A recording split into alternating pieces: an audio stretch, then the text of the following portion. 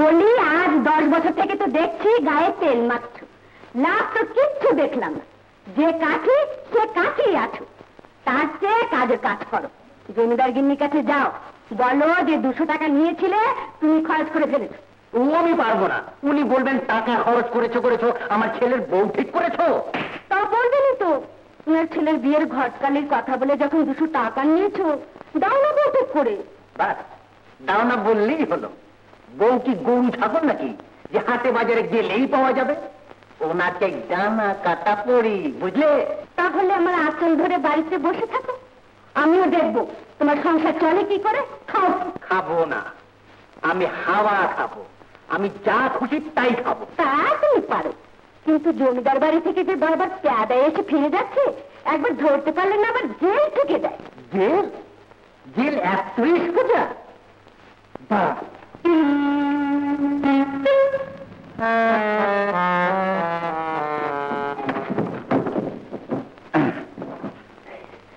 নে বেটা, এবার কি করে ধরবি ধর।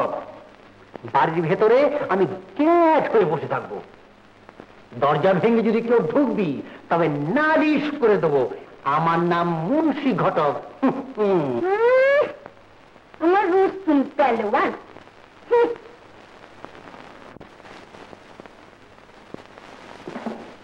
এই ভালো করে মার।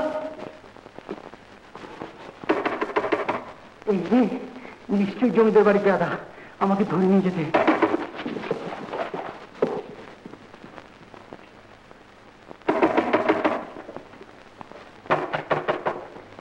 এই বলো যে আমি বাড়িতে নেই, আমি লোকতে চললাম। লুকোতে কেন? ধরুন তোমাকে, আমি দোল খুলে দিচ্ছি। খবরদার, খবরদার বলছি। আরে আরে আরে, সত্যি খুলছে যে। আরে মতি যে, কি খবর? ভালো ভাবি, তোমার কাছে একটা দরকারে এলাম। বড় ভাই কোথায়? বড় ভাই, বড় ভাই, আরে ও বড় ভাই। বড় ভাই? বড় ভাই এবার কি? বাড়িতে নেই বুঝি? চা বাবা, বাঁচা গেল, নইলে এতক্ষণ বক বক বক বক বক বক বক। ওরে বাবা, তবা তো।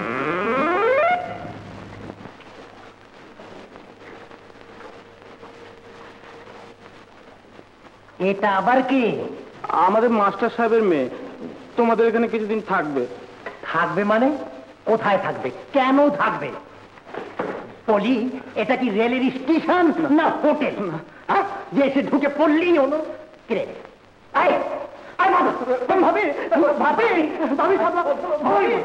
তুমি থামো তো দেখি, শুনি ব্যাপারটা কি। কেন থামবো, কার হয়ে থামবো? এটা আমার বাড়ি। এই যে মুন্সি, কোথায় যাচ্ছ? না না না, যাচ্ছি না, এই তো আমি। বাপি চলো, শিগগির চলো, মা তোমার জন্য অস্থির হয়ে আছেন। এখন না গেলে হয় না ভাই? ওরে বাবা, এখনই তোমাকে না নিয়ে যেতে পারলেই আমার চাকরি যাবে। চলো, আর দেরি করো না। আচ্ছা, তাহলে জামাটা পরেই আসি ভাই। যাও।